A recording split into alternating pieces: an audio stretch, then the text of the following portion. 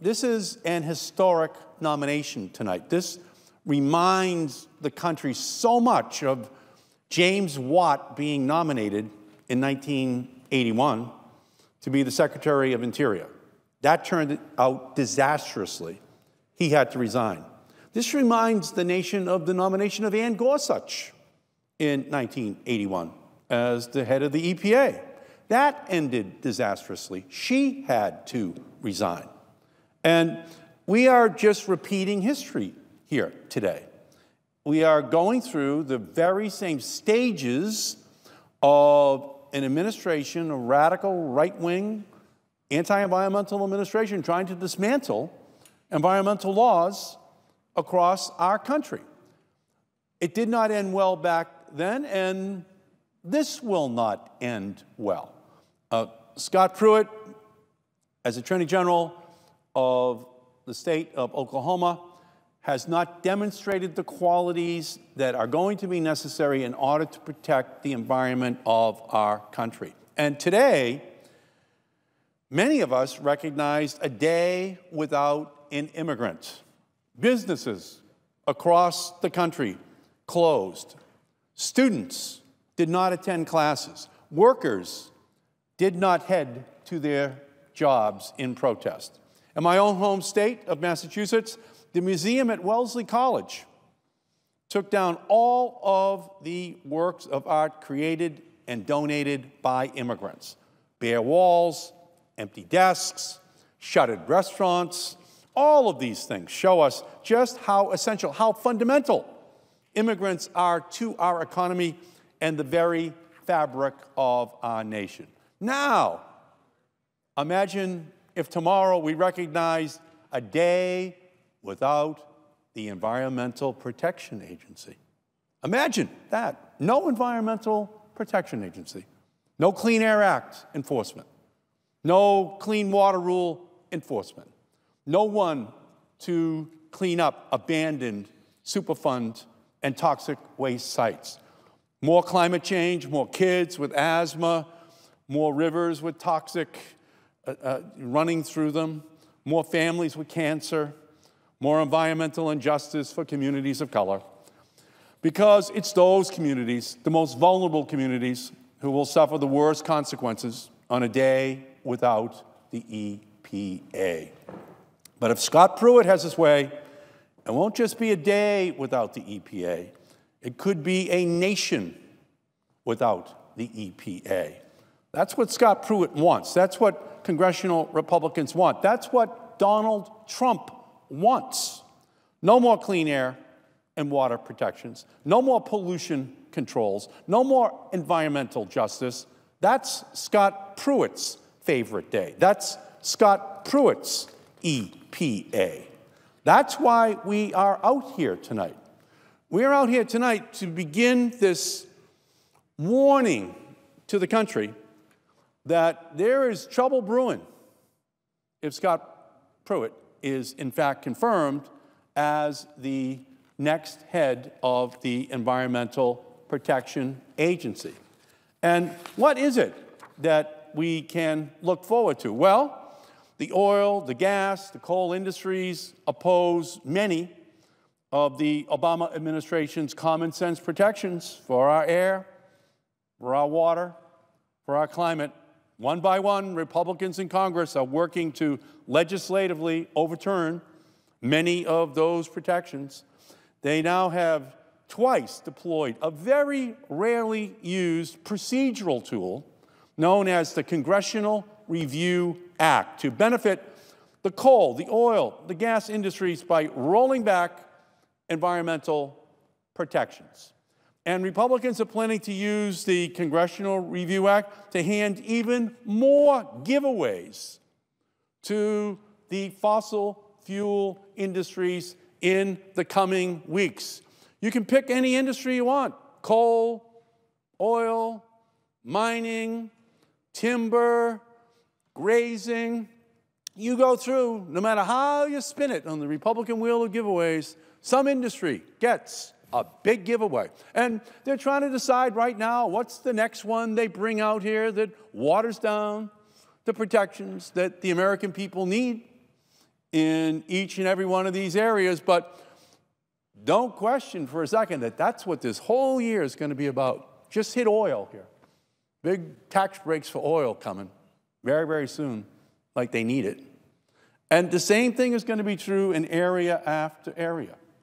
So we've got our helpful tool here, the GOP Wheel of Giveaways, to help viewers at home keep track of which industries Republicans are making the weekly winners. But now, by nominating Scott Pruitt to head the EPA, President Trump and Senate Republicans have found their new host for this great Republican show, the Wheel of Giveaways. And that'll be Scott Pruitt, Attorney General of Oklahoma, because Scott Pruitt has already made a career of handing out prizes to the fossil fuel industry in our country.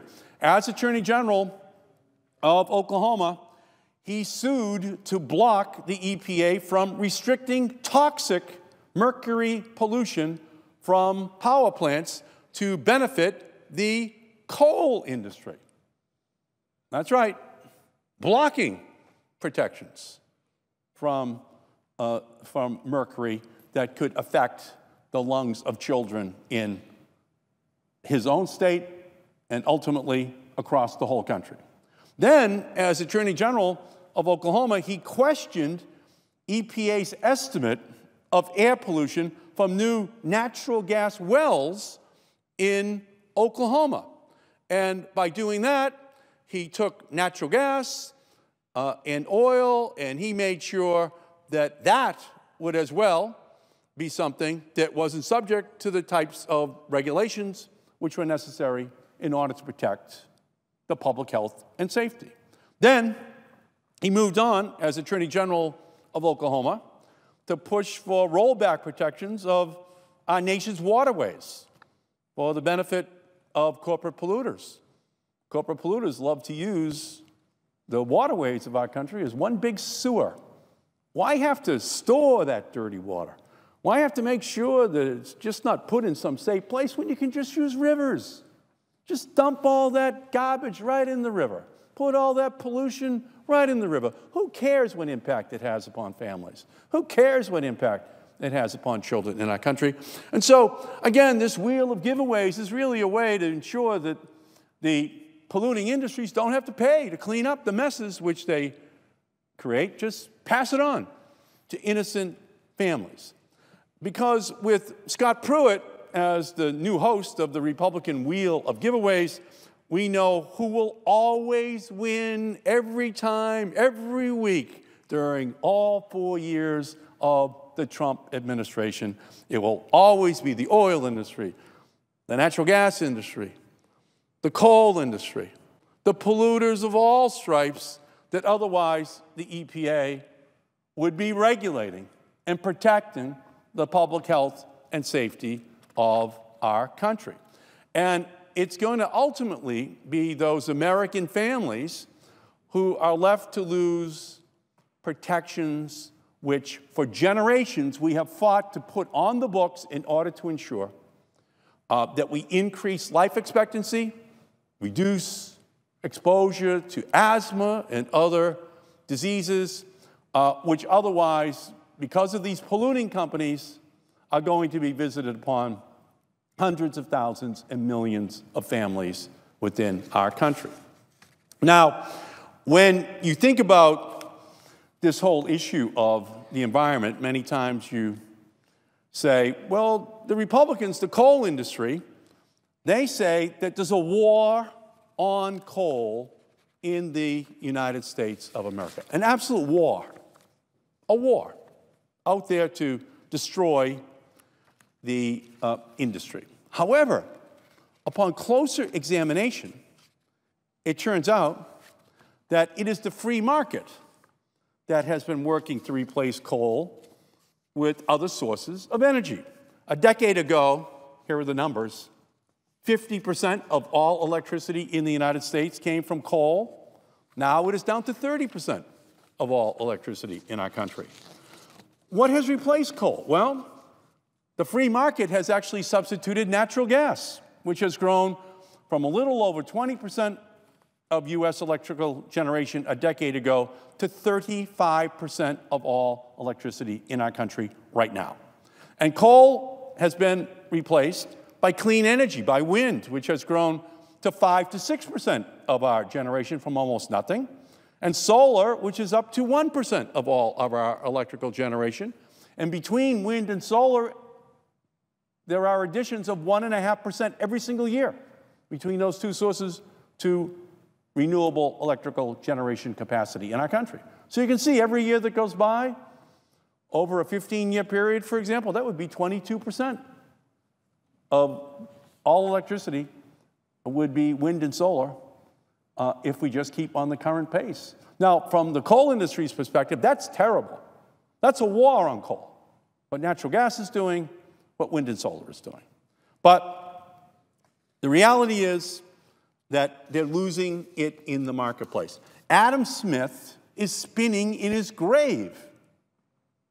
So quickly, by the way, that he would actually probably qualify as a new source of energy, as he looks at this Republican complaint that the free market is killing coal. It's a war. It's capitalism, actually, and it's working. And so the only way they can stop it, the only way they can slow it down is to get somebody like Scott Pruitt to be the new head of the Environmental Protection Agency. So this isn't a conspiracy, it's actually a competition. And the competition for those clean energy jobs is global. Now, back in the 1990s, I was the author of a law that moved over 200 megahertz of spectrum. In 1993, in America, the average phone that was wireless was the size of a brick. It looked like the phone that Gordon Gekko had in Wall Street, that movie. People didn't have one. Cost 50 cents a minute, 1993. But then I was able to move over 200 megahertz of spectrum in 1993, and 4 new companies were able to compete. They both went digital, and by 1996, this is what people had in their pocket. Under 10 cents a minute, and all of a sudden, everyone had this phone. It just killed that phone that was the size of a brick. But then another remarkable thing happened. Within 8 or 10 more years, there was a guy out in Silicon Valley. He came up with an idea for an iPhone. And that revolution just kept moving because we had opened it up to competition. Now, you can imagine there were devotees to the black rotary dial phone who kept saying, oh my goodness, it's a war on the black rotary dial phone, all of these new devices. But it wasn't. It was just technology. It was a revolution. It was capitalism. And it had finally been opened to that competition after 100 years. Well, that's what's happened in electrical generation. We finally have passed the laws which open it up to competition. It's not a secret. And the only way to shut it down is to have someone like Scott Pruitt as the head of the EPA. Because there, all of a sudden, you can have an EPA chief that says, we're not going to have any new rules on climate change. We're not going to have any more rules that reduce the amount of pollution that go up into the atmosphere. We're not going to have any more rules that ensure that President Obama's Clean Power Plan is implemented in our country, which would, again, telescope the time frame that it would take in order to deploy these massive amounts of new renewable electricity sources in our country and expedite the pace at which natural gas resources get deployed in our country. And so that's really what this is all about. It's a special interest giveaway. Pick your industry. How do we protect it? How do we ensure that we don't move beyond the 20th century? How do we not have this incredible green generation be able to invent the new energy technologies of this century the same way that they invented the new telecommunications technologies at the end of the 20th century? How do we stop it? Well, you have to really find people who are willfully committed to it. Now let's go to Scott Pruitt. Scott Pruitt, as the Attorney General of Oklahoma, unbelievably sued the EPA 19 times. Now, what Attorney General sues the EPA 19 times? Well, let's look at the subjects that he sued on. Clean air, clean water, soot, mercury, haze. It's almost like the laundry list of the dirtiest issues that America would want us to have an Environmental Protection Agency working on. And he sued over and over and over again. And even as he is being considered for confirmation,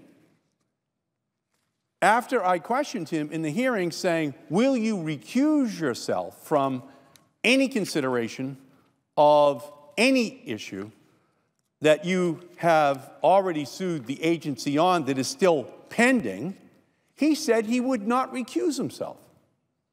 So I said to Mr. Pruitt in that hearing, well, if you don't recuse yourself and you still have 8 pending cases, that will make you the plaintiff, the defendant, the judge, and the jury on these matters that are at the heart of the clean air, clean water agenda that the American people want to see implemented in the 21st century. What was he doing in Oklahoma? What was he trying to accomplish? Well, I decided to ask Mr. Pruitt some questions. Question number 1, I asked Mr. Pruitt to describe the actions he took as Oklahoma's Attorney General to enforce the state's environmental laws. His response, he told me to go file an open records request. I asked Mr. Pruitt, secondly, how much of the budget he controlled as Attorney General he devoted to Oklahoma's Office of Environmental Enforcement. You know what he told me? He said, go file an open records request. Number 3, I asked Mr. Pruitt how many individuals he employed in the Office of Environmental Enforcement. You know his answer? You're asking for too much information. Go file an open records request. Number 4, I learned that Mr. Pruitt had hired one of his campaign contributors to sue the EPA. So I asked him to show me the contract. And you know what he told me? You're right, you guessed it. He told me to go file an open records request. So his answer to me over and over again was, go FOIA yourself. But that's not a sufficient answer to a member of Congress, because we actually get the right to ask for critical information on the environmental records of those who are applying for the job of the chief environmental protector of our country. And if you're looking for evidence to convict Scott Pruitt on the charge of protecting public health and the environment, he is unwilling to give it to you. During his confirmation hearing, we heard a lot about Scott Pruitt respecting states' rights. Scott Pruitt's records show that he is in favor of states' rights, but only when it is good for the state of Oklahoma and the oil industry of Oklahoma. When I asked him about protecting the rights of states like California and Massachusetts to do more to protect their environment, he declined to support their rights to do that for their states. And so under Scott Pruitt, EPA is going to turn into every polluter's ally. He won't be there as the cop on the beat to ensure that those protections are in place to ensure that every American, all 320 million, are given the protections which they need. No. It will no longer be an agency which is a watchdog for the environment. This is an agency that's going to be a lapdog for polluters across our country. And if that's the case, then we're going to see a rollback in the health, the safety of those protections that all Americans have come to expect in the area of the environment. When we raised the issues of his conflict of interest in the committee, we received unsatisfactory answers. When we raised the issues of providing us the information that we were going to need in order to fully understand his complete record, we were not given the answers which we need. And now let me once again come back to 1981 and 82. What did James Watt do at the Department of Interior? Well, he wound up selling off for bargain basement prices the coal resources in the Powder River Basin in Wyoming. It was a scandal of massive proportion. It led to his resignation. And it was avoidable but predictable because he made it very clear what his attitude was about all these resources. The same thing was true over at the EPA with Ann Gorsuch. It was an agency that the Reagan administration, in actual reports, said that the goal of the EPA Administrator would be to bring the agency to its knees. To its knees. And that became the goal during the Gorsuch time at the EPA. And so, another resignation. We have here with Scott Pruitt someone who has the same agenda, the same goals, and the same unfortunate allies to accomplish those goals. So I am going to continue, along with my colleagues, for the rest of the evening to bring this case to the American people. We believe this is a preview of coming attractions. We want America to know who Scott Pruitt is, because when he begins to take action in March, in April, in May, if he is confirmed, then they'll know who he is. Very simply, because everything that we're saying tonight is going to be a preview of those coming attractions.